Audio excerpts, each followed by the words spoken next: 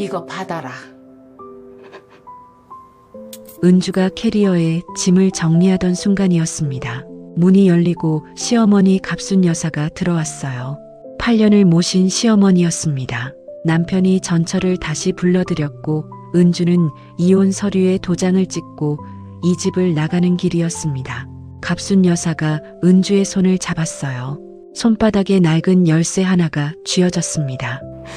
해운대 뒷골목에 빈 가게 하나 있다. 가서 문 열어봐라.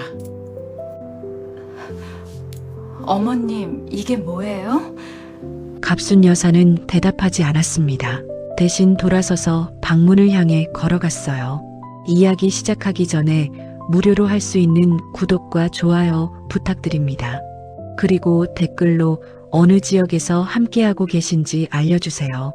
채널을 찾아주신 모든 분들께 깊이 감사드립니다. 새벽 4시 반이었습니다. 부산 바다 쪽에서 불어오는 바람이 베란다 창틈으로 스며들었어요. 은주는 맨발로 베란다에 나가 물뿌리개를 들었습니다. 화분 위로 물이 떨어질 때마다 마른 흙이 축축하게 젖어갔죠. 제라늄, 봉선화, 작은 허브 화분 하나. 많지 않았습니다. 시어머니 갑순 여사에게 허락을 받고 한 칸씩 늘려온 화분들이었어요. 은주는 잎사귀를 손가락으로 쓸어보았습니다. 밤새 추웠을 텐데도 잎끝이 팽팽했죠. 그걸 확인하고 나서야 은주는 부엌으로 발걸음을 옮겼습니다. 도마 위에 밥과 김이 올라갔습니다. 하은이 도시락에는 하트 모양 김밥을 넣었어요. 준서 도시락에는 공룡 모양 주먹밥을 만들었습니다. 밥알을 손바닥으로 눌러 머리를 빗고 김으로 눈을 오려붙였죠. 손끝에 밥풀이 달라붙었습니다. 은주는 그 밥풀을 떼어내지 않고 다음 주먹밥을 빚었어요. 내가 낳은 아이들이 아닌데 왜 이렇게 예쁜 걸까? 은주는 가끔 그런 생각을 했습니다. 도시락을 쌀 때, 잠든 아이들 이불을 덮어줄 때, 준서가 그린 그림을 넘겨볼 때, 그 생각이 올라올 때마다 은주는 손을 더 바쁘게 움직였어요. 생각이 깊어지기 전에 손이 먼저 이를 찾는 사람이었습니다. 도시락 2개를 보자기에 싸서 식탁 위에 놓았을 때 계단에서 발소리가 들렸습니다. 동현이었어요. 양복을 입고 넥타이를 매만지며 내려왔습니다. 은주가 다녀오세요 하고 인사했습니다. 동현은 식탁 위 커피를 한 모금 마시고 현관으로 향했어요. 대답은 없었습니다. 현관문이 닫히는 소리만 부엌까지 울렸죠. 은주는 그 소리를 등 뒤로 들으며 행주를 집어 식탁을 닦았습니다. 갑순 여사의 아침 약을 챙길 시간이었어요. 은주는 쟁반 위에 죽 한 그릇과 약봉지를 올려 방으로 가져갔습니다. 갑순 여사는 침대 끝에 걸터 앉아 있었어요. 다리 한쪽을 끌며 몸을 일으키는 모습이 힘겨워 보였습니다. 은주가 죽을 내밀자 갑순 여사는 받아들며 한마디 했어요. 죽이 좀 되다. 네, 어머님. 내일은 좀 더 묽게 쓸게요. 갑순 여사는 더 말하지 않았습니다. 은주도 더 묻지 않았어요.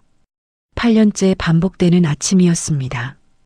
은주가 약봉지를 뜯어 손바닥 위에 올려드리면 갑순 여사가 물과 함께 삼키고 은주가 빈 그릇을 가져가는 것까지가 한 세트였죠. 현관에서 아이들 목소리가 터져 나왔습니다. 하은이가 신발을 신으며 엄마 다녀올게 하고 외쳤어요. 준서는 현관에서 은주의 허리를 꼭 안고 매달렸습니다. 은주가 웃으며 준서의 등을 토닥였어요. 준서야, 늦겠다. 어서 가. 준서가 손을 놓고 뛰어나갔습니다. 은주는 현관문이 닫힐 때까지 서서 지켜보았어요. 아이들이 은주를 엄마라 부르기 시작한 건 재혼 3년 차쯤이었습니다. 처음에는 아줌마였어요. 그러다 하은이가 먼저 은주 엄마로 바꿨고 어느 날 준서가 엄마라고 불렀죠. 은주는 그날 설거지를 하다가 수세미를 놓쳤습니다. 그게 그렇게 무거운 단어인 줄은 몰랐어요. 바로 그때였어요. 8년 전 재혼 첫날의 기억이 떠올랐습니다. 부산 토박이 갑순 여사는 시댁 대문 앞에서 은주를 위아래로 훑어보았습니다. 환영의 말은 없었어요. 대신 이렇게 말했죠. 우리 손주들한테 잘 못하면 그날로 쫓겨날 줄 알아라. 그게 시어머니가 며느리에게 건넨 첫마디였습니다. 은주는 고개를 숙여 인사했어요. 뒤에서 동현이 어머니 그런 말씀 마세요 했지만 갑순 여사는 돌아보지도 않았습니다. 은주의 친정 어머니는 전화기 너머로 한숨을 쉬었어요. 아픈 시어머니의 남의 아이 둘이면 고생길이 훤하다. 제발 다시 생각해라. 은주는 알고 있었습니다. 그래도 갔어요. 동현을 사랑했고 현관에서 울고 있던 하은이의 눈망울을 외면할 수가 없었습니다. 수진이 떠난 건 갑순 여사가 뇌졸중으로 쓰러진 직후였어요. 어린아이 둘의 아픈 시어머니까지 떠안게 되자 감당하지 못하고 집을 나갔습니다. 양육권을 포기하고 서울로 올라간 뒤 연락을 끊었죠. 아기 준서는 방바닥에 앉아 있었고 하은이는 현관에서 엄마를 불렀습니다. 아무도 돌아오지 않았어요. 은주는 바로 그 조건 위에 들어선 사람이었습니다. 수진이 도망친 바로 그 자리에 은주가 섰죠. 회상에서 돌아온 은주의 하루는 계속되었습니다. 빨래를 널고 갑순 여사의 점심을 차리고 마트에서 장을 보고 아이들 학교 시간에 맞춰 간식을 준비했어요. 어느 것 하나 거창한 일은 아니었습니다. 그런데 그 거창하지 않은 일들이 하루도 빠지지 않고 8년째 쌓이고 있었죠. 오후 늦은 시간이었습니다. 은주가 갑순 여사 방에 간식을 가져다 주려고 복도를 지나는데 방 안에서 목소리가 새어나왔어요. 전화 통화 소리였습니다. 은주는 걸음을 멈췄습니다. 목소리가 또박또박했어요. 뇌졸중 후유증으로 늘 어눌하던 갑순 여사의 말투가 아니었습니다. 발음이 또렷했고 억양에 힘이 실려 있었죠. 은주는 복도에 선 채 숨을 죽였습니다. 문을 열었습니다. 갑순 여사는 이미 다리를 끌며 침대에 걸터 앉아 있었어요. 전화기는 보이지 않았습니다. 이불 밑으로 들어간 듯 했죠. 은주가 간식 쟁반을 내밀며 물었습니다. 어머님, 통화하고 계셨어요? 뭔 소리요? 자고 있었다. 은주는 분명히 들었습니다. 그런데 갑순 여사의 얼굴에는 아무 흔적도 없었어요. 은주는 내가 잘못 들었나 보다 하고 방을 나왔습니다. 문을 닫는 순간 등 뒤의 침묵이 이상하게 무거웠죠. 하지만 은주는 돌아서지 않았습니다. 저녁이 되었습니다. 은주가 아이들과 식탁에 앉아 밥을 먹는데 전화가 울렸어요. 동현이었습니다. 이번 주말도 현장 나가야 해. 늦을 거야. 짧은 통보였습니다. 은주가 네, 알겠어요 하고 전화를 끊었어요. 하은이가 젓가락을 멈추고 은주를 올려다보았습니다. 은주는 하은이에게 웃어 보이며 반찬을 집어주었어요. 아이들을 재우고 설거지를 끝내고 갑순 여사의 밤 약까지 챙긴 뒤에야 은주의 하루가 끝났습니다. 은주는 베란다로 나갔어요. 밤바람이 화분 잎사귀를 흔들었습니다. 은주는 꽃잎 하나를 손끝으로 만졌어요. 이 집에서 은주의 이름이 붙은 것은 아무것도 없었습니다. 방도 가구도 벽에 걸린 것도 전부 다른 사람의 것이었죠. 은주가 유일하게 자기 손으로 가꾸는 것은 이 베란다 화분뿐이었어요. 바람이 한 번 더 불었습니다. 은주는 꽃잎에서 손을 거두고 베란다 문을 닫았습니다. 그 주 토요일이었습니다. 은주는 아침부터 준서의 손을 잡고 해운대 바닷가로 나갔어요. 모래사장 끝 방파제 근처에 나란히 앉았습니다. 준서는 스케치북을 무릎 위에 펴고 연필을 쥐었죠. 은주도 옆에서 작은 수첩을 꺼냈습니다. 바다바람이 스케치북 귀퉁이를 넘겼어요. 이건 둘만의 토요일이었습니다. 준서가 그림 그리기를 좋아한다는 걸 은주가 알아챈 뒤부터 시작된 약속이었죠. 매주 같은 자리, 같은 시간. 비가 오면 처마 밑에서 그렸고 바람이 거세면 스케치북을 손으로 눌러가며 그렸어요. 준서가 연필을 멈추고 스케치북을 내밀었습니다. 여자 한 명이 그려져 있었어요. 머리가 길고 앞치마를 두른 모습이었습니다. 엄마 예쁘게 그렸지? 은주는 그 그림을 들여다보았습니다. 연필선이 삐뚤삐뚤했지만 입꼬리가 올라간 얼굴이었어요. 은주가 준서의 머리카락을 쓸어올리며 웃었습니다. 응, 엄마 정말 예쁘게 그려줬네. 그때 옆 벤치에서 목소리가 들려왔어요. 새엄마인데 저렇게까지 하시네요. 돌아보지 않아도 누군지 짐작할 수 있었습니다. 같은 동네 학부모였어요. 은주의 손이 잠깐 멈추었습니다. 그 한마디가 귓속에서 울렸죠. 하지만 은주는 고개를 돌리지 않았어요. 준서가 올려다보고 있었기 때문입니다. 은주는 준서에게 다시 웃어 보였어요. 그 웃음이 조금 늦었다는 걸 아마 은주만 알았을 겁니다. 며칠 뒤 하은이 학교에서 학부모 상담이 있었습니다. 은주는 반교실 뒷자리에 앉았어요. 담임 선생님이 출석부를 넘기며 말했습니다. 하은이가 요즘 우리 엄마가를 달고 삽니다. 가정에서 안정감을 많이 받는 것 같아요. 은주는 고개를 숙였습니다. 눈시울이 뜨거워져서 선생님 얼굴을 볼 수가 없었어요. 감사합니다. 한마디를 겨우 꺼냈죠. 교실을 나온 뒤 복도 창가에 서서 한참 바깥을 바라보았습니다. 코끝이 찡했어요. 그 무렵 거실 벽에는 준서의 그림이 하나씩 늘어가고 있었습니다. 은주가 문구점에서 작은 액자를 사와서 그림을 넣고 벽에 걸어주었어요. 바다를 그린 그림, 꽃을 그린 그림, 공룡을 그린 그림. 준서는 새 액자가 걸릴 때마다 그 앞에서 뛰며 좋아했습니다.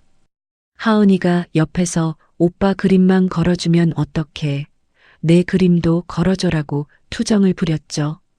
은주가 웃으며 그럼 하은이도 하나 그려와라고 했어요.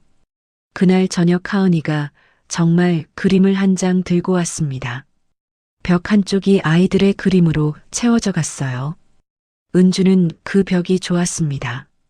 이 집에서 자기 이름이 붙은 건 아무것도 없었지만 이 벽만큼은 은주가 만든 것이었죠. 어느 저녁이었습니다. 은주가 설거지를 마치고 거실 소파에 앉아 친정 어머니에게 전화를 걸었어요. 신호가 4번 울린 뒤에야 어머니가 받았습니다. 목소리가 가늘었어요. 어머니, 기침이 왜 이래요? 병원 가보셨어요? 괜찮다, 괜찮다. 감기가 좀 오래 가는 거지 뭐. 어머니는 늘 그랬습니다. 괜찮다는 말을 먼저 했어요. 은주도 그 습관을 닮았죠. 하지만 전화기 너머로 들려오는 숨소리가 거칠었습니다. 기침 사이사이에 말이 끊겼어요. 은주는 전화를 끊고 나서도 한참 동안 전화기를 내려놓지 못했습니다. 올라가 봐야 하는데 마음은 그랬지만 몸이 이 집에 묶여 있었어요. 새벽에 갑순 여사의 약을 챙겨야 했고 아이들 도시락을 싸야 했고 하은이 학원 픽업 시간을 맞춰야 했습니다. 하루라도 빠지면 이 집의 아침이 돌아가지 않았어요. 은주는 그 사실을 말한 적이 없었습니다. 누구에게도요. 다음 날 세영에게 전화를 걸었습니다. 세영은 은주의 유일한 친구였어요. 해운대 재래시장 근처에서 횟집을 하는 사람이었죠. 신호가 2번 울리고 세영이 받았습니다. 주방 소리가 뒤에서 시끄럽게 들렸어요. 세영아, 나 은주야. 요즘 어떻게 지내? 아이고 은주야, 나 지금 가게 확장 공사 중이라 정신이 없어. 나중에 내가 전화할게. 전화가 끊겼습니다. 은주는 전화기를 식탁 위에 내려놓고 잠시 멍하니 앉아 있었어요. 친정 어머니는 아프고 세영은 바쁘고 은주의 주변이 조용해지고 있었습니다. 본인은 미처 알아채지 못하고 있었지만요. 며칠 뒤 새벽이었습니다. 은주가 부엌에서 도시락을 싸고 있는데 복도에서 인기척이 났어요. 은주가 고개를 돌렸습니다. 복도 끝 갑순 여사의 방문이 열려 있었어요. 누군가 부엌 쪽을 살피고 돌아가는 기척이었습니다. 은주가 복도로 나갔을 때는 이미 방문이 닫혀 있었죠. 불빛이 켜져 있는지 확인하고 간 것 같았습니다. 어머님이 왜 이 시간에? 은주는 고개를 갸웃했지만 그 이상 생각을 이어가지 않았어요. 도시락을 싸야 했으니까요. 쌀물을 올리고 김을 잘랐습니다. 은주의 새벽은 언제나 이런 식으로 시작되고 이런 식으로 지나갔어요. 주말 저녁이었습니다. 동현이 또 야근이라며 나간 뒤 은주는 아이들과 셋이서 밥을 먹었어요. 하은이가 젓가락을 멈추고 물었습니다. 아빠 왜 맨날 안 와? 은주는 잠깐 말을 고르다가 대답했어요. 아빠가 요즘 일이 많아서 그래.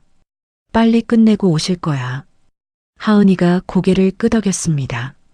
준서는 아무 말 없이 밥을 떠먹었죠. 늦은 밤 동현이 돌아왔습니다. 은주가 식탁 위에 덮어놓았던 밥을 데우려고 일어섰어요. 동현의 와이셔츠 사이로 낯선 냄새가 스쳤습니다. 향수 냄새였어요. 은주가 평소에 쓰지 않는 은주의 것이 아닌 냄새였죠. 은주는 전자레인지 앞에 서서 잠깐 손을 멈추었습니다. 그리고 아무 말 하지 않았어요. 잠자리에 누웠습니다. 동현은 등을 돌리고 먼저 잠들었어요. 어둠 속에서 동현의 휴대폰 화면이 켜졌습니다. 알림 불빛이 천장에 작게 번졌어요. 은주가 눈을 떠서 그쪽을 보았습니다. 모르는 이름으로 문자가 와 있었어요. 이름은 읽히지 않았습니다. 불빛이 한 번 더 깜빡이고 화면이 꺼졌죠. 은주는 천장을 바라보았습니다. 어둠이 다시 내려앉았어요. 그 어둠 속에서 은주는 잠을 이루지 못했습니다. 휴대폰 불빛이 꺼진 뒤에도 눈을 감을 수 없었어요. 향수 냄새가 아직 베갯니에 남아있는 것 같았죠. 은주는 새벽이 올 때까지 천장만 바라보았습니다. 하은이 학예회가 일주일 앞으로 다가왔습니다. 은주는 재봉틀 앞에 앉았어요. 하은이가 무대에서 입을 의상을 만들기로 한 건 한 달 전이었습니다. 하은이가 엄마 나 하늘색 원피스 입고 싶어라고 했을 때 은주는 바로 원단을 사러 나갔죠. 밤 11시가 넘었습니다. 재봉틀 바늘이 천위를 달렸어요. 은주는 소매 끝단을 접어 박았습니다. 바늘이 손가락 끝을 찔렀어요. 피가 작은 구슬처럼 맺혔습니다. 은주는 손가락을 입에 물었다가 밴드를 감고 다시 재봉틀 앞에 앉았어요. 밴드를 감은 손가락으로 단추를 달고 리본을 꿰맸습니다. 새벽 2시가 넘어서야 의상이 완성되었죠. 은주는 옷걸이에 원피스를 걸어 거실 불빛 아래 펼쳐보았어요. 하늘색 천이 불빛에 부드럽게 빛났습니다. 소매 안쪽에 밴드를 감은 손가락으로 누른 자국이 남아 있었지만 겉에서는 보이지 않았어요. 다음 날 아침 하은이에게 의상을 입혀보았습니다. 거울 앞에 나란히 섰어요. 하은이가 치마를 잡고 한 바퀴 돌았습니다. 엄마, 나 예뻐? 은주가 하은이의 머리를 매만지며 웃었어요. 우리 하은이 제일 예쁘지. 준서가 옆에서 꽃다발을 들고 박수를 쳤습니다. 누나 멋있어. 거울 안에 셋이 함께 웃고 있었어요. 은주에게는 이 순간이 전부였습니다.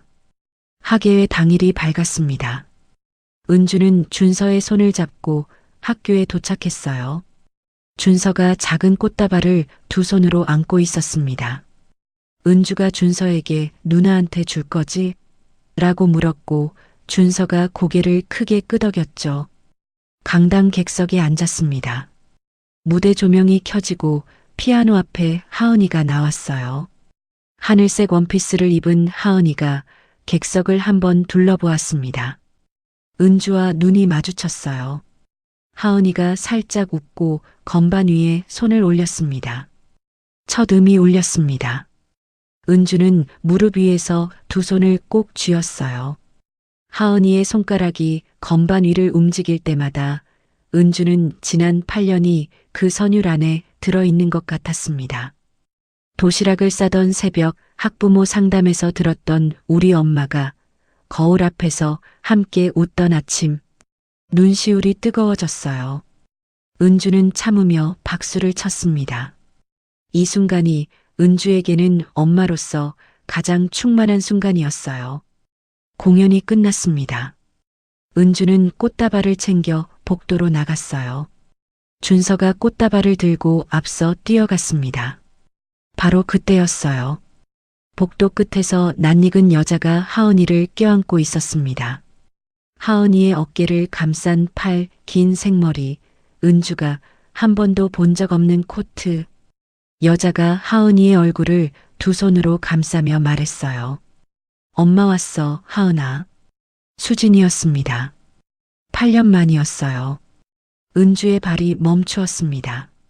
손에 들린 꽃다발의 셀로판 포장지가 구겨지는 감촉이 손바닥에 전해졌어요. 하은이가 고개를 돌렸습니다. 수진과 은주를 번갈아 보는 눈이 흔들리고 있었어요. 하은이의 입이 벌어졌다가 닫혔습니다. 아무 말도 나오지 않는 것 같았죠. 은주는 수진의 얼굴을 보았습니다. 그 순간 며칠 전 밤의 기억이 겹쳐 올라왔어요. 동현의 와이셔츠에서 나던 낯선 향수 냄새, 어둠 속에서 깜빡이던 휴대폰 알림 불빛, 모르는 여자 이름. 은주의 눈이 흔들렸습니다. 동현은 이미 수진과 연락하고 있었던 겁니다. 복도에 동현이 서 있었어요. 수진의 옆이었습니다. 은주를 바라보는 동현의 눈에는 미안함이 아니라 이미 무언가를 정해버린 사람의 굳은 기운이 담겨 있었죠. 은주는 그 눈빛을 읽었습니다. 아무 말도 하지 않았어요. 은주는 꽃다발을 하은이의 손에 쥐어주었습니다. 하은이가 꽃다발을 받아들고 은주를 올려다보았어요. 은주는 하은이의 머리를 한번 쓸어주고 돌아섰습니다. 준서가 은주의 손을 잡고 따라왔어요. 그날 밤이었습니다. 아이들이 잠든 뒤 동현이 거실에서 은주를 불러앉혔어요. 식탁 위에는 아무것도 없었습니다.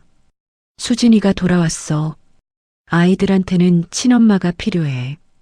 은주는 동현을 바라보았습니다.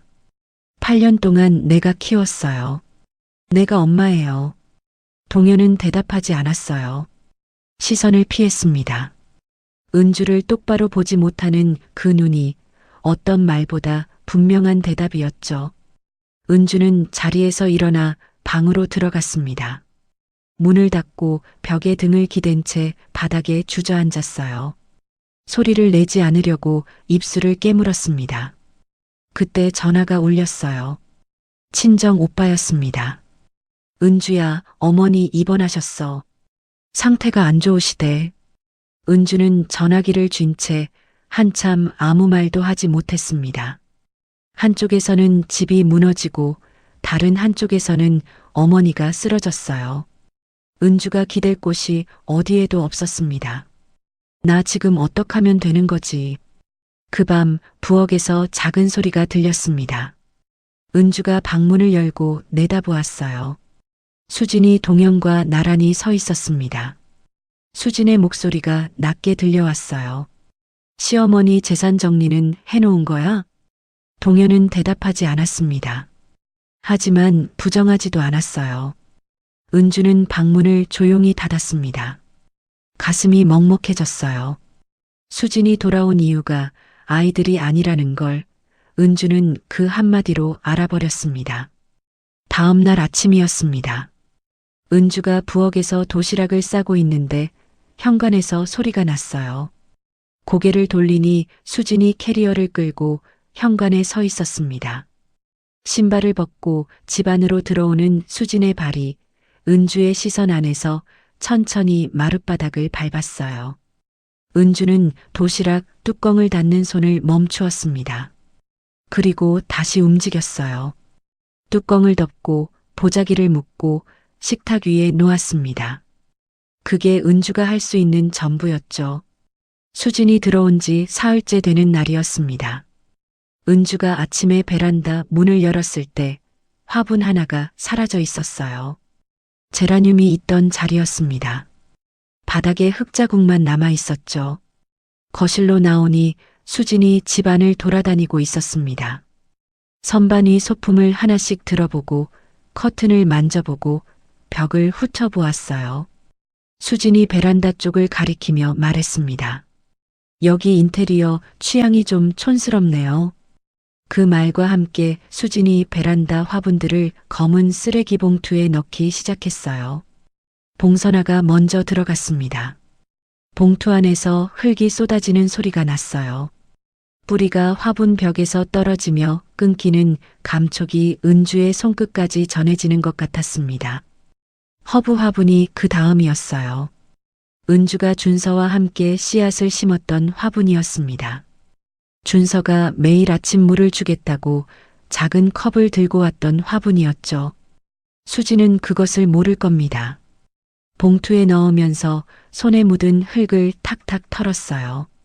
화분 조각이 봉투 안에서 깨지는 소리가 베란다에 울렸습니다. 은주는 베란다 문 앞에 서서 그 장면을 지켜보았습니다. 입이 열리지 않았어요. 가슴 속에서 무언가가 무너지는데 소리를 낼 수가 없었죠. 수진이 마지막 화분까지 봉투에 넣고 베란다를 나갔습니다. 빈 베란다에 바람만 들어왔어요. 은주는 흙자국이 남은 바닥을 내려다보았습니다. 그날 오후 거실에서 더 큰 일이 벌어졌습니다. 수진이 벽에 걸린 액자들을 내리고 있었어요. 준서의 그림이었습니다. 바다를 그린 그림, 꽃을 그린 그림, 공룡을 그린 그림. 은주가 문구점에서 하나씩 액자를 사다가 끼워 넣고 벽에 못을 박아 걸어주었던 것들이었죠. 수지는 액자를 하나씩 떼어 바닥에 세워 놓았습니다. 그 자리에 인터넷으로 주문한 듯한 풍경 사진 액자를 걸었어요. 은주는 부엌에서 그 모습을 보았습니다. 그런데 은주보다 먼저 그 장면을 본 사람이 있었어요. 준서였습니다. 방문 앞에 서서 자기 그림이 벽에서 내려지는 것을 말없이 바라보고 있었어요. 입술이 꼭 다물려 있었습니다. 울지 않았어요. 대신 눈이 벽에 붙은 채 떨어지지 않았죠. 8살 아이가 지을 수 있는 가장 조용한 표정이었습니다. 은주의 심장이 쪼그라드는 것 같았어요. 준서에게 달려가고 싶었습니다. 하지만 은주가 한 발 옮기기 전에 하은이가 먼저 은주의 손을 잡았어요. 하은이의 손이 작고 따뜻했습니다. 은주는 그 손을 잠깐 쥐었다가 먼저 놓았어요. 괜찮다는 듯 고개를 끄덕이며 하은이를 보았습니다. 입술을 깨물고 있었죠. 아이들 앞에서 울면 안 된다는 걸 은주는 알고 있었습니다. 수진이 은주 앞으로 왔어요. 팔짱을 끼고 은주를 내려다보며 말했습니다. 아이들한테 혼란을 주지 마세요. 이제 친엄마가 돌아왔으니까요. 동현은 옆에 서 있었습니다. 아무 말도 하지 않았어요. 고개를 숙이고 있었죠. 은주는 동현을 보았습니다. 동현이 한마디만 해주면 되었어요. 하지만 동현의 입은 열리지 않았습니다. 은주가 수진에게 말했어요. 아이들이 원하는 게 뭔지 물어본 적이나 있어요? 동현이 끼어들었습니다. 그만해. 짧았어요. 단 2글자였습니다. 하지만 그 2글자가 은주의 말을 잘랐죠. 하은이가 식탁에서 젓가락을 내려놓았습니다. 준서가 은주 쪽을 바라보았어요. 은주는 더 말하지 않았습니다. 이 집에서 은주의 말이 닿는 자리는 이미 없었어요. 그날 저녁이었습니다. 수진이 갑순 여사의 방문을 열고 들어갔어요. 은주가 복도에서 그 소리를 들었습니다. 어머님, 요양원 알아보시는 게 좋지 않을까요? 제가 모시기엔 좀 힘들어서요. 여러분 기억하시죠? 8년 전 수지는 갑순 여사가 뇌졸중으로 쓰러지자 간병이 싫다며 아이들을 두고 도망간 사람입니다. 그런 사람이 돌아와서 하는 첫 마디가 요양원이었어요. 간병을 하기 싫은 건 8년 전이나 지금이나 같았죠. 달라진 건 하나뿐이었습니다. 이번에는 시어머니를 치워야 재산에 가까워질 수 있다는 계산이 붙은 것이었어요. 갑순 여사가 수진을 노려보았습니다. 입은 열지 않았어요. 하지만 그 눈빛이 은주의 시선에 걸렸습니다. 뇌졸중 후유증 환자의 흐리고 풀린 눈이 아니었어요. 상대를 꿰뚫는 또렷한 눈이었습니다. 은주만 그 이질감을 알아챘어요. 복도에서 걸음을 멈추고 방 안을 들여다보던 은주는 갑순 여사의 그 눈과 마주쳤습니다. 갑순 여사가 시선을 거두었어요. 수진이 대답을 기다리다 혼자 방을 나갔죠. 밤이 깊었습니다. 아이들이 잠든 뒤 은주는 방에서 이혼 서류를 식탁 위에 펼쳐놓았어요. 종이 위에 인쇄된 글자들이 형광등 불빛 아래 선명했습니다. 8년을 살았던 집이었어요. 그런데 이미 이 집에 은주의 자리는 없었습니다. 빈 베란다가 먼저 말해주었고 빈 벽이 다시 말해주었죠. 서류보다 이 집이 먼저 은주를 내보내고 있었어요. 은주는 서류를 접어놓고 자리에서 일어났습니다. 복도를 지나 아이들 방 앞에 섰어요. 문이 살짝 열려 있었습니다. 안을 들여다보았어요. 하은이와 준서가 나란히 누워 잠들어 있었습니다. 준서의 볼에 베개 자국이 남아 있었어요. 하은이가 잠결에 이불을 걷어차고 있었죠. 은주는 들어가서 이불을 덮어주고 싶었습니다. 하지만 문틀을 잡은 채 들어가지 못했어요. 이 아이들을 두고 내가 나가야 하는 건가? 은주는 한참을 서 있었습니다. 한 손에 이혼 서류가 들려 있었고 문 안쪽에는 잠든 아이들이 있었어요. 그 사이의 거리가 어둠 속에서 아득했습니다. 결국 은주는 그 자리에서 들어가지 못했습니다. 아이들 방 앞에서 한참을 서다가 문틀에서 손을 떼고 돌아섰어요. 복도가 길게 느껴졌죠. 다음 날 아침이었습니다. 은주는 식탁에 앉아 이혼 서류를 펼쳤어요. 도장을 꺼냈습니다. 동현이 맞은편에 앉아 있었죠. 은주를 보지 않았어요. 고개를 숙인 채 식탁 위만 바라보고 있었습니다. 은주는 도장을 종이 위에 찍었습니다. 조용한 부엌에 그 소리가 울렸어요. 작은 소리였지만 은주에게는 무엇보다 크게 들렸습니다. 8년이라는 시간이 도장 하나로 끊어지는 순간이었죠. 도장을 내려놓은 은주의 손가락이 떨렸습니다. 동현이 서류를 가져갔어요. 둘 사이에 아무 말도 오가지 않았습니다. 은주는 자리에서 일어나 방으로 들어갔어요. 캐리어를 꺼내 침대 위에 올렸습니다. 옷가지를 넣었어요. 세면도구를 넣었습니다. 8년을 살았는데 캐리어 하나가 다 차지 않았어요. 은주의 이름이 붙은 것이 원래 이 집에 많지 않았다는 걸 짐을 싸고 나서야 알았습니다. 서랍을 정리하다가 손끝에 종이가 닿았어요. 서랍 안쪽 깊은 곳에 들어가 있었습니다. 꺼내보니 작은 스케치 한 장이었어요. 준서가 은주에게 직접 건넸던 그림이었습니다. 거실벽에 걸어주었던 액자 속 그림이 아니었어요. 어느 날 준서가 은주에게만 살짝 내밀며 이건 엄마만 갖고 있어라고 했던 그림이었죠. 연필로 그린 여자가 꽃을 들고 있었습니다. 삐뚤삐뚤한 선, 크기가 맞지 않는 손, 하지만 입꼬리가 올라간 얼굴. 은주는 그 그림을 한참 들여다보았어요. 종이가 눈물에 젖으면 안 된다는 생각에 서둘러 캐리어 안에 조심스럽게 넣었습니다. 옷 사이에 끼워 구겨지지 않게 했어요. 캐리어 지퍼를 닫고 방을 나오려는 순간이었습니다. 문이 열렸어요. 갑순 여사가 서 있었습니다. 다리를 절며 천천히 방 안으로 들어왔어요. 은주 앞에 섰습니다. 갑순 여사의 손에 낡은 열쇠가 하나 들려 있었어요. 금속이 달아 빛이 바랜 열쇠였습니다. 갑순 여사가 은주의 손을 잡고 그 열쇠를 쥐어 주었어요. 해운대 뒷골목에 빈 가게 하나 있다.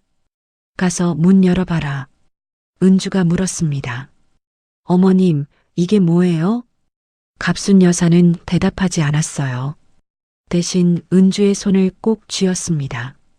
한 번, 그리고 놓았어요. 그 악력이 은주의 손바닥에 깊이 남았습니다.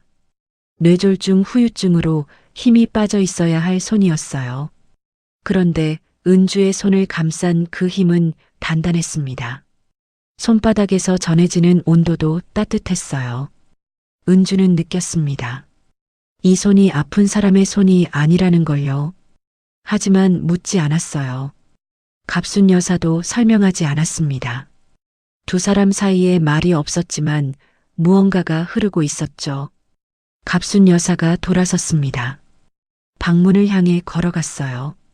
바로 그 순간이었습니다. 은주의 눈이 갑순 여사의 뒷모습에 붙었어요. 숨이 멎는 것 같았습니다. 다리를 절지 않았어요.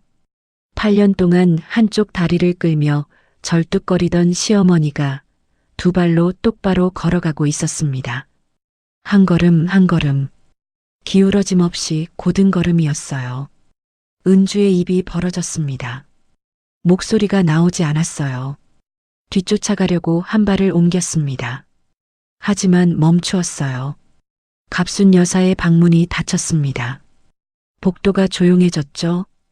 은주는 열쇠를 쥔 손을 내려다보았습니다. 손바닥에 열쇠의 톱니, 자국이 붉게 남아 있었어요.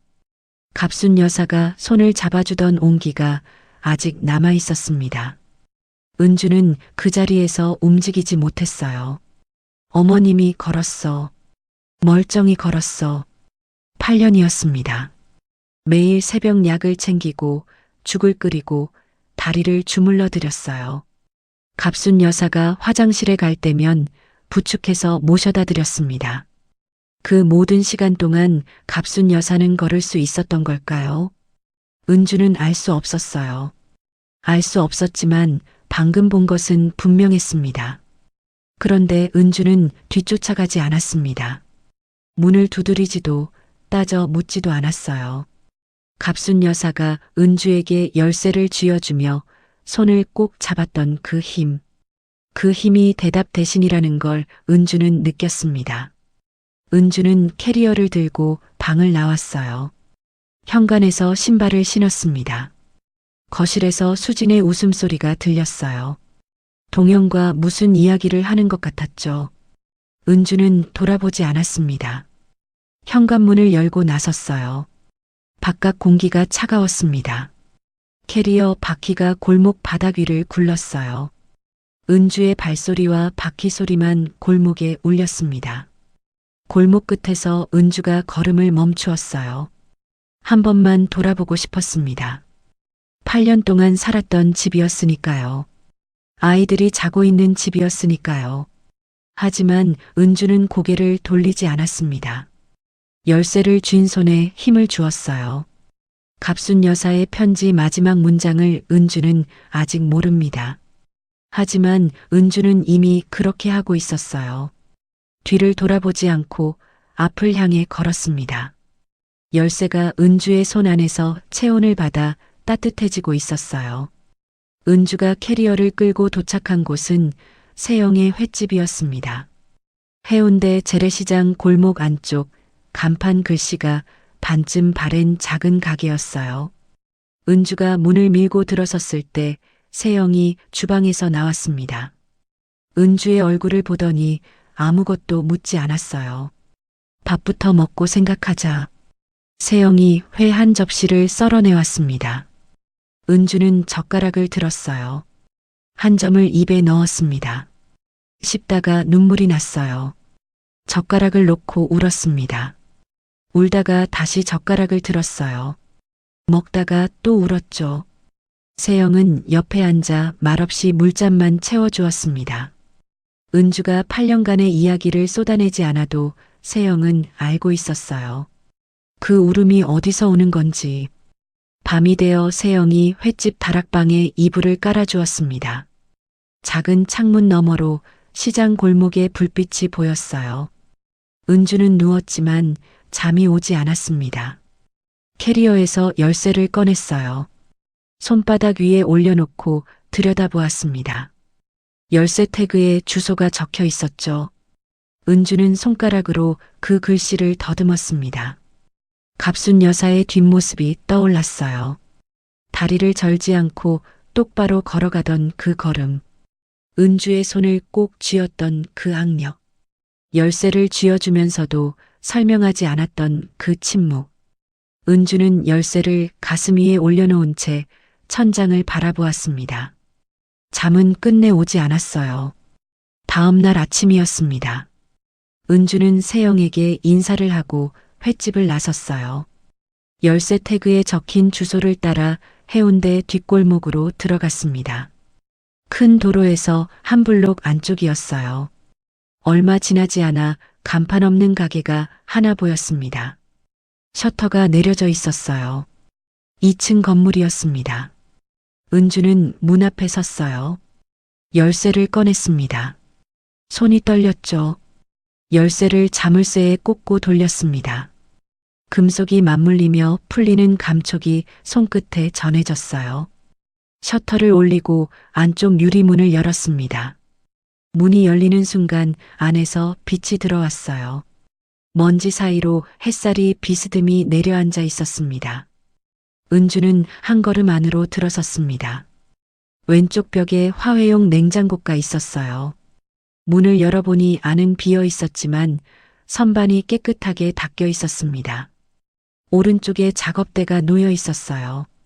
나무 상판 위에 흠집이 없었습니다. 뒤쪽 선반에는 리본과 포장지가 색깔별로 정리되어 있었어요. 구석에 물올림 양동이까지 세팅되어 있었죠. 꽃집이었습니다. 은주의 무릎이 풀렸어요. 바닥에 주저앉았습니다. 아무도 없는 가게 안에서 소리 없이 울었어요. 입을 벌렸는데 소리가 나오지 않았습니다. 어깨만 떨렸죠. 얼마나 그렇게 앉아 있었을까요? 은주는 일어나 작업대 서랍을 열어보았습니다. 안에 통장 하나와 편지 봉투가 들어 있었어요. 은주는 편지 봉투를 집어들기 전에 통장을 먼저 펼쳤습니다. 은주의 이름이 적혀 있었어요. 잔액을 보았습니다. 1억 원이었어요. 은주의 손이 멈추었습니다. 가게 세팅만 해놓은 게 아니었어요. 자리 잡을 때까지 버틸 수 있는 돈까지 넣어둔 겁니다. 은주는 통장을 무릎 위에 내려놓고 한참 아무것도 하지 못했습니다. 봉투 안에서 접힌 편지지가 나왔어요. 갑순 여사의 글씨였습니다. 삐뚤삐뚤했어요. 획이 흔들리는 글씨였지만 한 글자 한 글자 눌러 쓴 게 느껴졌죠. 은주는 읽기 시작했습니다. 뇌졸중 오고 나서 진짜 죽는 줄 알았다. 근데 낫고 나니까 생각이 달라지더라. 은주의 손이 멈추었어요. 낫고 나니까 그 세 글자가 눈에 박혔습니다. 나은 걸 숨기면 다 보일 것 같았다. 멀쩡한 시어미 앞에서는 누구나 잘한다. 아픈 시어미 앞에서 어떻게 하는지가 진짜다. 8년간의 새벽이 한꺼번에 밀려왔어요. 매일 아침 챙기던 약봉지, 죽 한 그릇, 다리를 주물러 들이던 손. 갑순 여사가 화장실에 갈 때마다 부축하던 팔. 그 모든 시간 동안 갑순 여사는 은주를 보고 있었던 겁니다. 첫째 며느리는 내가 쓰러지니까 도망갔다. 너는 내가 아파도 새벽에 약을 챙겼다. 그게 답이었다. 코끝이 찡했습니다. 편지지 위로 눈물이 떨어질 것 같아 은주가 고개를 들었어요. 천장을 보며 참았습니다. 네가 베란다에서 꽃 만질 때 얼굴이 달라지는 거 내가 몇 년을 봤다. 언젠가 밥 먹다가 나중에 꽃집 하나 해보고 싶다고 했지. 너는 잊어버렸겠지만 나는 기억한다. 은주는 편지를 든 손을 내릴 수가 없었어요. 기억이 올라왔습니다. 언제였는지도 가물가물한 어느 저녁 밥을 먹다가 무심코 한마디 했던 적이 있었어요. 나중에 작은 꽃집이라도 하나 하면 좋겠다. 대화 중에 툭 흘린 말이었습니다. 누가 크게 반응한 것도 아니었어요. 은주 본인도 그 말을 한 것조차 잊고 살았습니다. 그런데 갑순 여사는 기억하고 있었던 겁니다. 기억해서 이 가게를 준비해 놓은 겁니다. 이 가게에서 내 이름으로 꽃 피워라. 뒤도 돌아보지 마라. 마지막 문장이었습니다. 은주는 편지를 무릎 위에 내려놓았어요. 서랍 안쪽을 다시 살폈습니다. 접힌 서류가 하나 더 있었어요. 상가 등기부였습니다. 소유자 이름란에 은주의 이름이 적혀 있었어요. 증여일자는 1년 전이었습니다. 은주가 아직 그 집에서 도시락을 싸고 있을 때 갑순 여사는 이미 이 가게를 은주의 이름으로 넘겨놓았던 겁니다. 은주가 쫓겨나기 훨씬 전부터요. 그제서야 모든 것이 이어졌어요. 새벽마다 부엌 불을 슬쩍 확인하고 돌아가던 기척. 방 안에서 들리던 또박또박한 전화 통화 목소리. 은주의 손을 잡았을 때의 단단한 악력. 갑순 여사는 8년 동안 아픈 척을 하면서 은주를 지켜보고 있었던 겁니다. 시험이었고 동시에 관찰이었어요. 그리고 그 끝에 이 가게를 놓아둔 것이었죠. 은주는 편지를 가슴에 안았습니다. 가게 바닥에 앉은 채 창으로 들어오는 빛을 바라보았어요. 먼지가 빗속에서 천천히 떠다녔습니다. 뒤도 돌아보지 마라. 은주는 그 문장을 속으로 다시 읽었습니다. 그리고 고개를 들었어요. 빈 가게 안을 둘러보았습니다. 냉장고, 작업대, 선반, 양동이. 아직 꽃은 없었지만 은주의 이름이 이 안에 있었어요. 은주는 그날 가게 바닥에서 일어나 문을 잠그고 세영의 횟집으로 돌아왔습니다. 이불 위에 앉아 편지를 다시 읽었어요. 뒤도 돌아보지 마라. 그 문장 위에 손가락을 올려놓고 한참을 들여다보았습니다. 그리고 다음날 새벽 은주는 꽃시장으로 나갔어요. 부산 꽃시장은 새벽 4시부터 열렸습니다. 은주가 도착했을 때 시장 안은 이미 물과 꽃 냄새로 가득했어요. 양동이마다 장미, 카네이션, 거베라, 안개꽃이 빼곡하게 꽂혀 있었습니다. 은주는 한 줄씩 천천히 걸으며 꽃을 살폈어요. 줄기를 손으로 만져보고 잎의 탄력을 확인했습니다. 꽃상인이 말을 걸었어요. 꽃집 새로 여나 보네. 은주가 고개를 끄덕였습니다.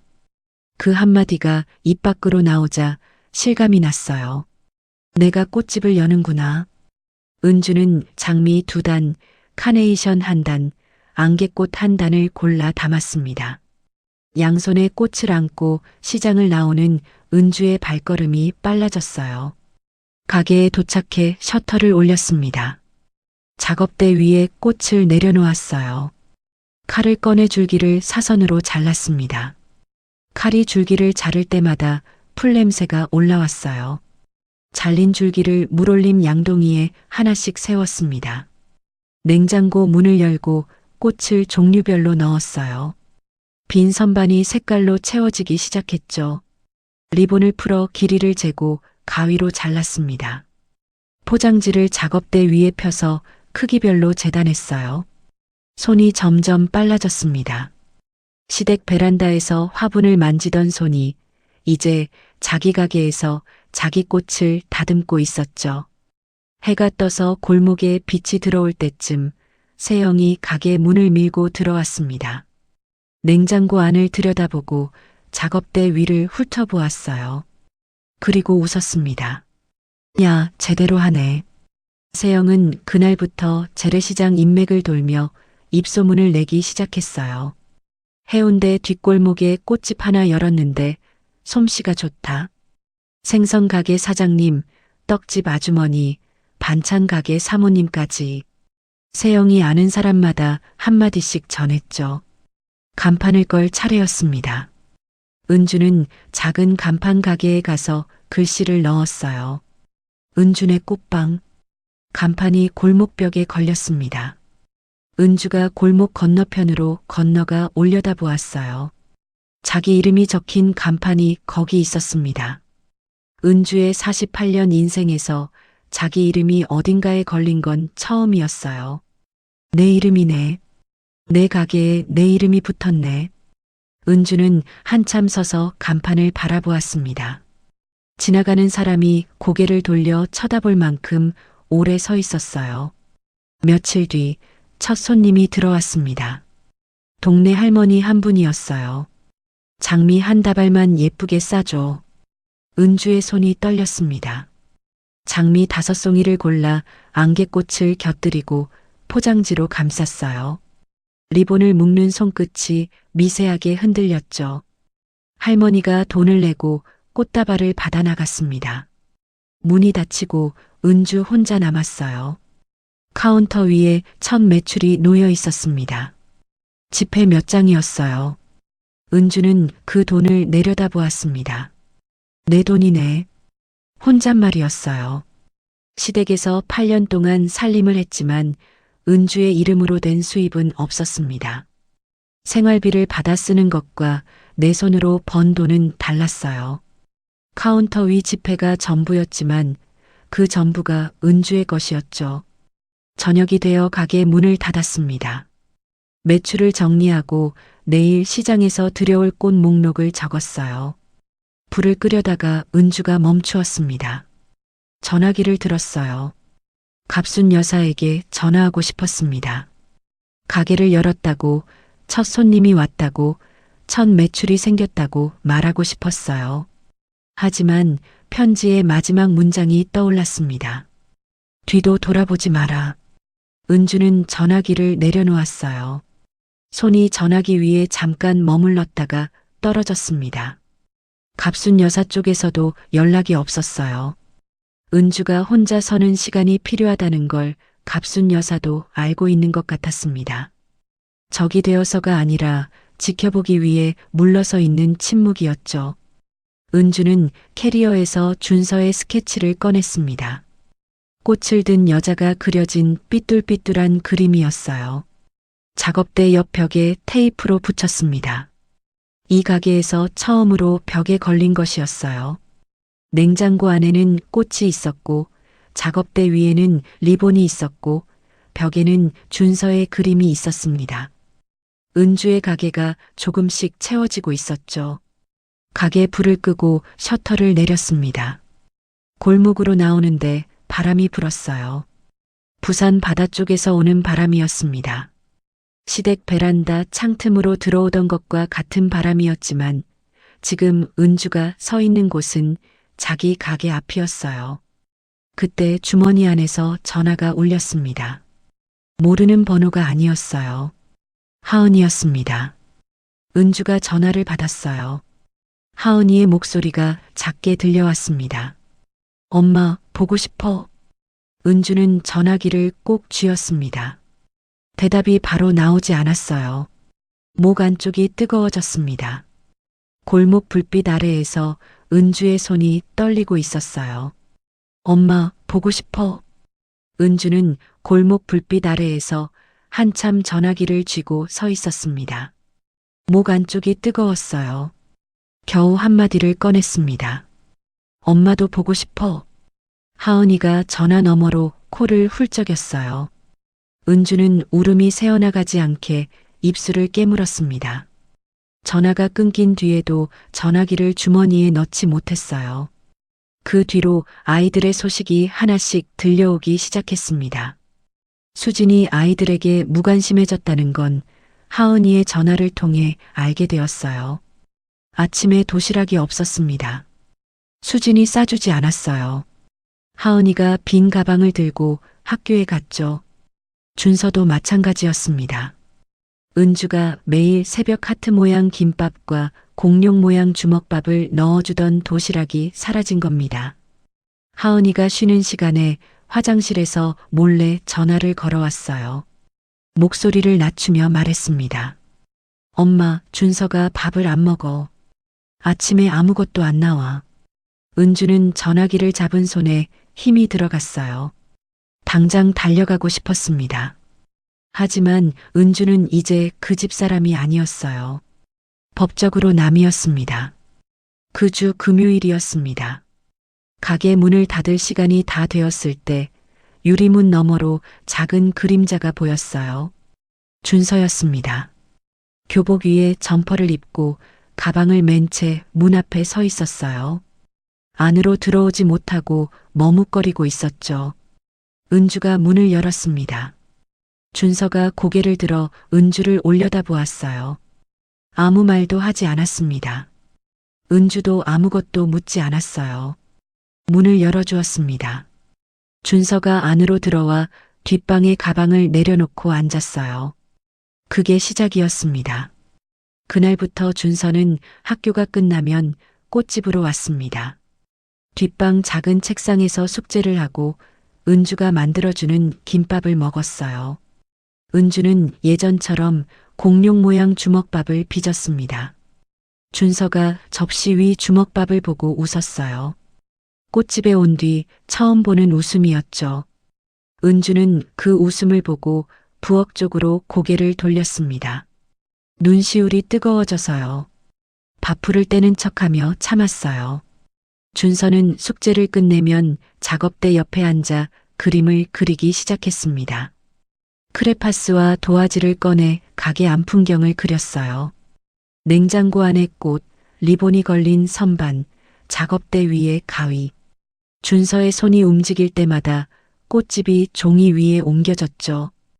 은주가 그 그림을 벽에 걸어주었습니다. 테이프로 붙였던 스케치 옆에 새 그림이 나란히 놓였어요. 여러분 기억하시죠? 이 그림들이 한때 어떤 벽에 걸려 있었는지, 거실벽에서 수진의 손으로 내려졌던 그 그림들이 이제 꽃집벽에서 다시 자리를 잡아가고 있었습니다. 그런데 어느 날 준서가 울면서 꽃집으로 뛰어왔어요. 가방도 없이 점퍼만 입고 달려온 것이었습니다. 문을 열고 들어오자마자 은주의 허리를 붙잡고 얼굴을 묻었어요. 어깨가 심하게 떨리고 있었죠. 은주가 무릎을 꿇고 준서의 얼굴을 올려다보았습니다. 눈이 벌겋게 부어 있었어요.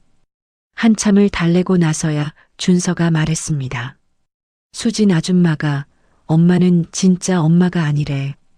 엄마 행세하는 거래. 은주의 손이 멈추었습니다.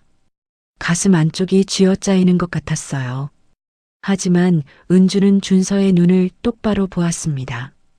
준서의 볼에 묻은 눈물을 손등으로 닦아주며 말했어요. 엄마 여기 있어. 엄마 안 가. 준서가 은주의 목을 잡고 매달렸습니다. 은주는 준서를 안은 채 한참을 가게 바닥에 앉아 있었어요. 얼마나 시간이 흘렀을까요?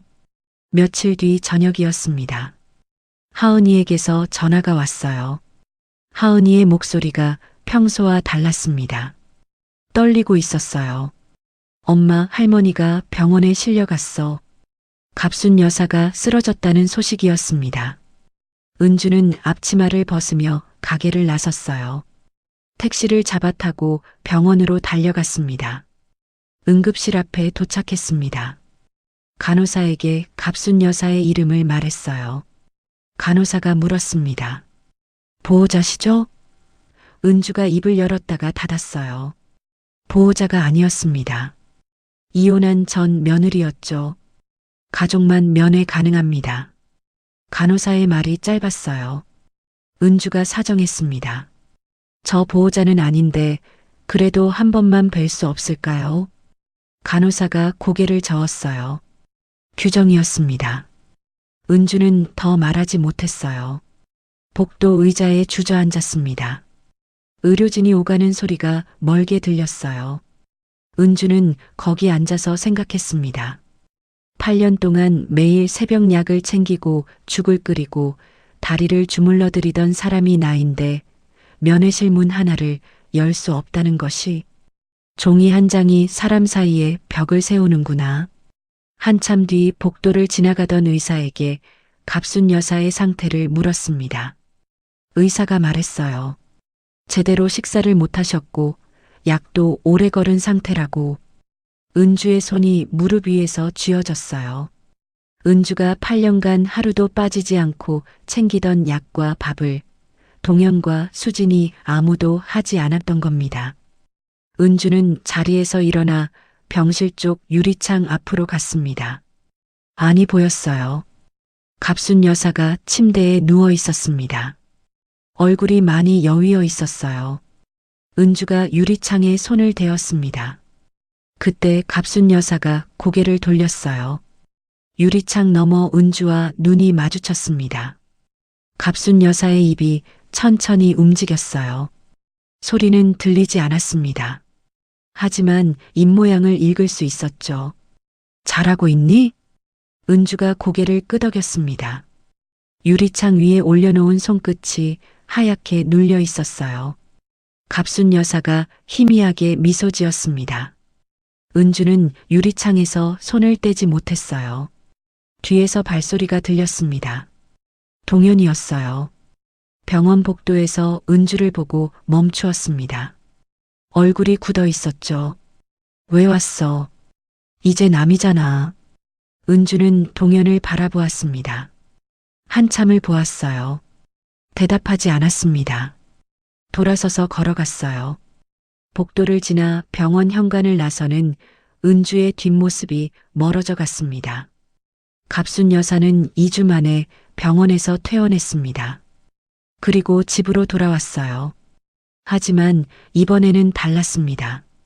현관문을 열고 들어서는 갑순 여사의 걸음이 8년간 이 집에서 보여주었던 걸음과 완전히 달랐어요.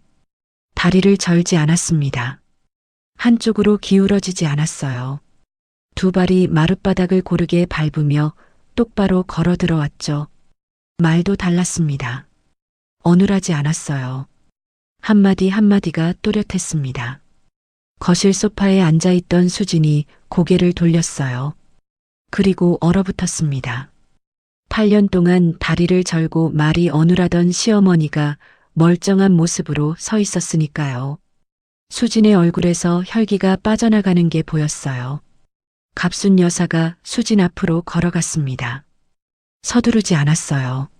천천히 한 걸음씩 수진 앞에 멈춰서서 내려다보았습니다. 수진은 소파에서 일어서지 못했어요. 갑순 여사가 입을 열었습니다. 너는 내가 쓰러졌을 때 도망갔다. 짧은 문장이었어요. 수진이 입을 열려 했습니다. 갑순 여사가 손을 들어 막았어요. 돌아와서는 내가 죽기만 기다렸다. 수진의 눈이 흔들렸습니다. 시선이 이리저리 움직였어요. 갑순 여사는 시선을 거두지 않았습니다. 내 손주들한테 진짜 엄마가 아니라고 한 것도 다 안다. 수진이 고개를 돌렸어요. 갑순 여사를 똑바로 보지 못했습니다. 여러분 기억하시죠? 준서가 울면서 꽃집으로 뛰어왔던 날. 수진 아줌마가 엄마는 진짜 엄마가 아니래. 아이들이 할머니에게 그 말을 전했던 겁니다. 갑순 여사는 병원 침대에서 그걸 듣고 있었어요. 갑순 여사가 말을 이었습니다. 내 재산은 이미 다 넘겼다. 내 아들한테도 없고 너한테도 없다. 수진의 입이 벌어졌어요. 재산.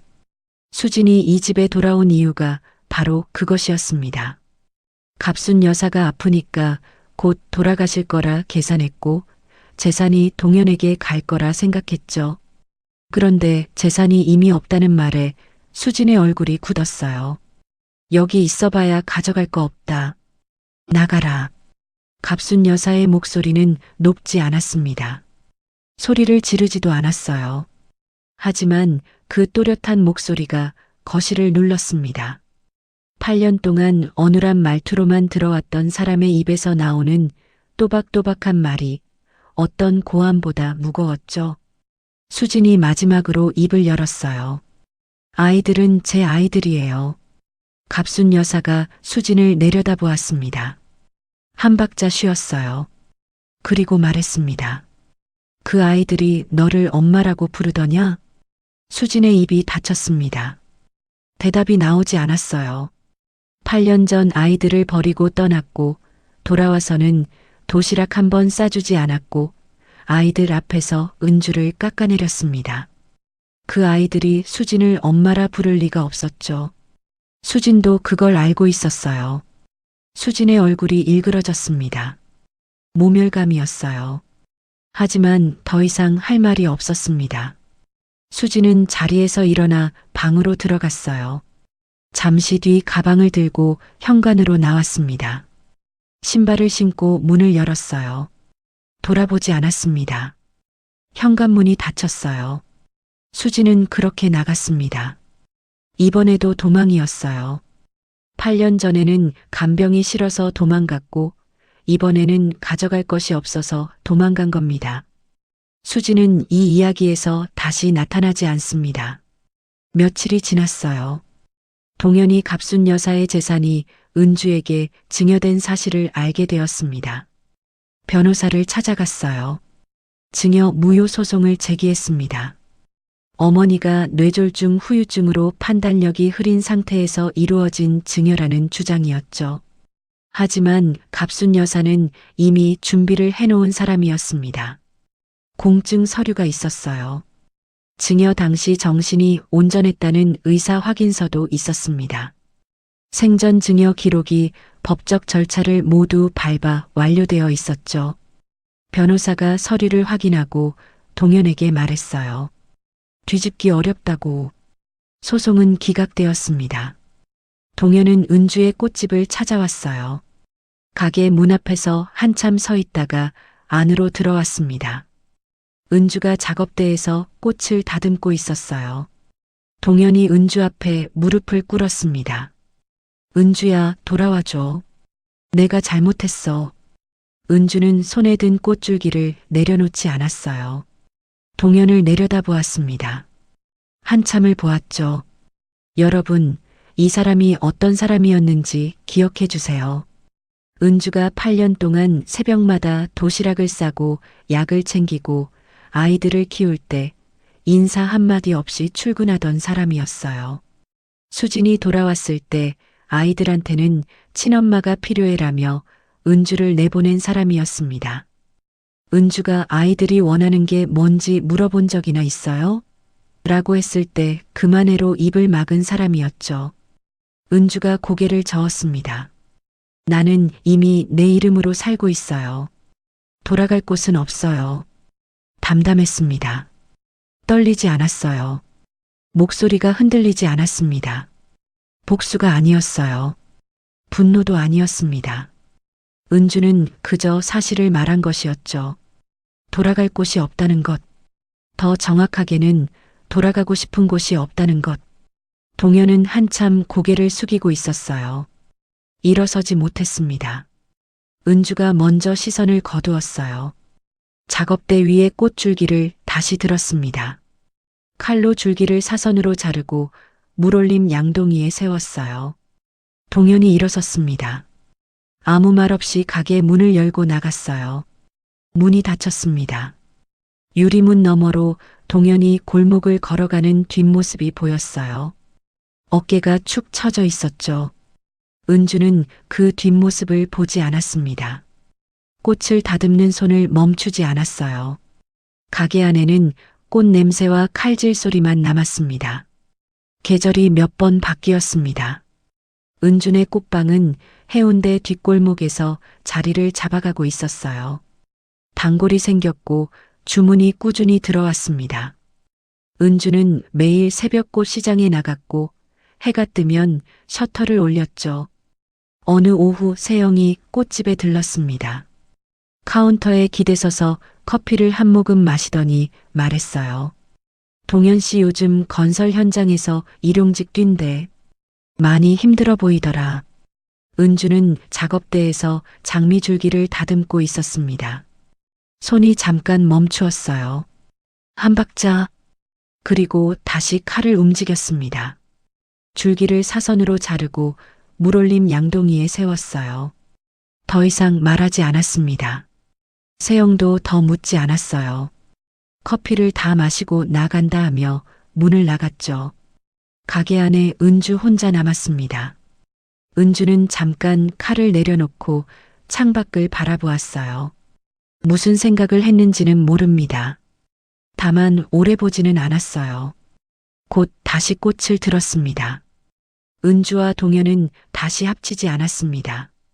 하지만 아이들은 달랐어요. 준서는 주말마다 꽃집에 왔습니다. 뒷방에 가방을 내려놓고 크레파스를 꺼냈어요. 도화지 위에 그림을 그리기 시작하면 해가 기울 때까지 자리를 뜨지 않았죠. 은주가 주먹밥을 만들어 접시에 놓으면 그림을 그리다 말고 손을 뻗어 집어 먹었습니다. 은주가 손 씻고 먹어 하면 준서가 웃으며 뒷방 세면대로 뛰어갔어요. 하은이는 학교가 끝나면 들렀습니다. 교복 위에 앞치마를 두르고 카운터에 서서 꽃 포장을 도와주었어요. 리본 묶는 솜씨가 제법 늘었습니다. 손님이 딸이야? 하고 물으면 하은이가 대답하기 전에 은주가 먼저 웃었어요. 하은이도 따라 웃었죠. 둘 사이에 대답은 필요 없었습니다. 법적으로 은주는 이 아이들의 엄마가 아니었어요. 서류 위에는 아무 관계도 남아있지 않았습니다. 하지만 8년 동안 새벽마다 도시락을 싸고 학부모 상담에 빠지지 않고 매주 토요일 바닷가에서 함께 그림을 그리고 그 그림을 액자에 넣어 벽에 걸어주었던 시간은 이혼 서류 한 장으로 지울 수 있는 게 아니었죠.